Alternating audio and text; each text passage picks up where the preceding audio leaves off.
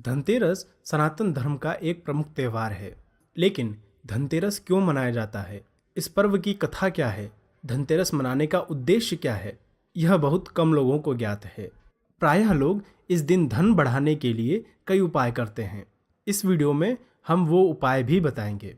धनतेरस के दिन अधिकांश लोग सोना चांदी के आभूषण अथवा बर्तन क्रय करते हैं, खरीदते हैं। लेकिन क्या कारण है?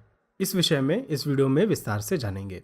सबसे पहले समझते हैं धनतेरस पर्व त्यौहार मनाने का कारण क्या है। कार्तिक कृष्ण पक्ष की त्रयोदशी तिथि के दिन को धनतेरस या धन त्रयोदशी के नाम से जाना जाता है। इस दिन समुद्र मंथन के समय हाथों में अमृत कलश लिए हुए भगवान विष्णु ही धन्वंतरी रूप में प्रकट हुए थे। इस विषय में विस्तार से पुराणों में कहा गया। श्रीमद् भागवत पुराण कि उनके हाथों में अमृत से भरा हुआ कलश था। वे साक्षात विष्णु भगवान के अंशांश अवतार थे। वे ही आयुर्वेद के प्रवर्तक यानी जनक और यज्ञ भोक्ता धन्वंतरी नाम से प्रसिद्ध हुए। ब्रह्मवैवर्त पुराण में श्री कृष्ण ने कहा कि भगवान धन्वंतरी स्वयं महान पुरुष हैं और साक्षात नारायण के अंश स्वरूप हैं।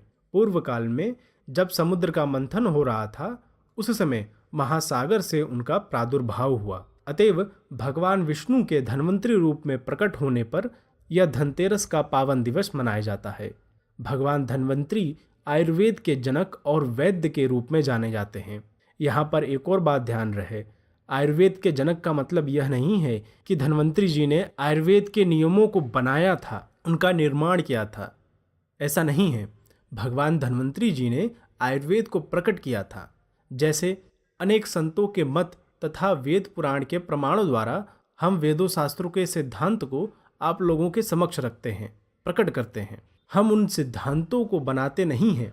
वैसे ही भगवान धन्वंतरी जी ने आयुर्वेद को प्रकट किया। यह आयुर्वेद वेद का ही अंश है, वेद का ही भाग है, अर्थात आयुर्वेद उपवेद है। वेद के बारे में, उपवेद के बारे में हमने वेबसाइट पर भी बताया है और अपने वीडियो में भी बताया है। डिस्क्रिप्शन में लिंक है, आप उसे अवश्य देख लें। तो चूंकि भगवान धन्वंतरी जी आयुर्वेद के जनक कहे जाते हैं और धनतेरस उनके प्रकट होने का दिवस है, इसलिए 2016 में भारत सरकार ने धनतेरस को राष्ट्रीय आयुर्वेद दिवस के रूप में मनाने का निर्णय लिया है।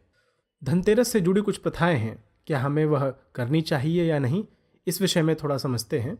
धन्वंतरी जी जब प्रकट हुए तो उनके हाथों में अमृत से भरा कलश था। वे कलश लेकर प्रकट हुए थे। अतः इस अवसर पर लोग बर्तन क्रय करते हैं, बर्तन खरीदते हैं। परंतु यह प्रथा हमें नहीं करनी चाहिए, क्योंकि इस प्रथा का कोई मतलब नहीं है। भगवान धन्वंतरी जी कलश लेकर प्रकट हुए, इसलिए हम भी बर्तन लेकर प्रकट हों, ये बात उचित नहीं है। वैसे वर्तमान में लोग इस आशय से बर्तन नहीं क्रय करते हैं, वे धन वृद्धि के लिए क्रय करते हैं।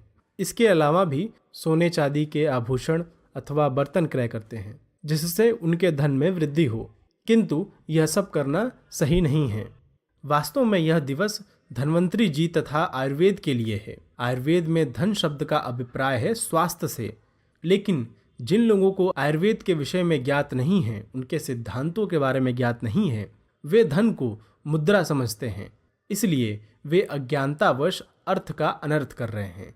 जहाँ स्वास्थ्य धन की वृद्धि करनी चाहिए, उसके लिए प्रयत्न करना चाहिए, वहाँ लोग आर्थिक धन की वृद्धि के उपाय में लगे हैं। आयुर्वेद अनुसार सोना चांदी के बर्तन में खाने से स्वास्थ्य धन की वृद्धि होती है, लेकिन लोगों ने आर्थिक धन की वृद्धि होती है ऐसा मान लिया, ऐसा समझ लिया और सोने चांदी के आभूषण तथा बर्तन क्रय करने लगे।